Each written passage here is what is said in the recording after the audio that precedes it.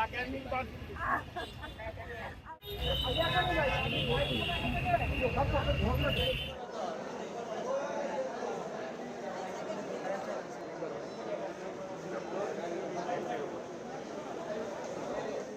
থাকি মিরপুরে, আমার ছোট ভাই থাকে উত্তরা।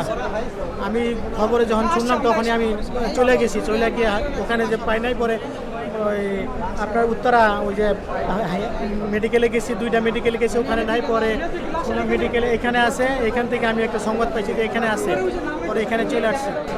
পরে এখানে দেখি আমি আমার আগে আমার ভাতিজা আসছে, বললো যে নাই মারা গেছে। এখন ওর টিচার দরজা ভেঙে ওকে না আনলে আসলে অনেক ছোট তো, 8 বছর বয়স, আরও বড় ধরনের খুব খারাপ কিছু ঘটে যেতে পারত।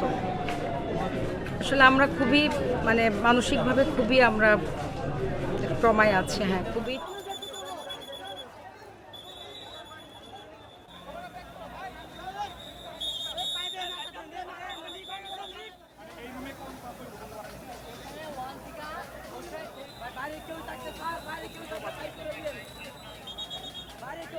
দেন 12টা থেকে 12:30টার ভিতরে হঠাৎ করে প্লেনটা এখানে ক্র্যাশ করে। এখানে 2-4 জন ফাইটার জেট যাইতেছিল, দুইটার মাঝখান থেকে একটা ক্র্যাশ করে।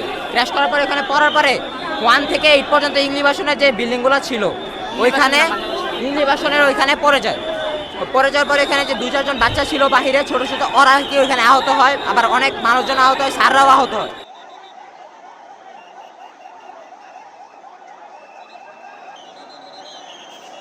অজানা শিশুদের মুখ সবার চোখে ভেসে উঠছে। সারা জাতি হতভম্ব বা ক্রুদ্ধ। শোকাহত বললে খুব কম বলা হবে।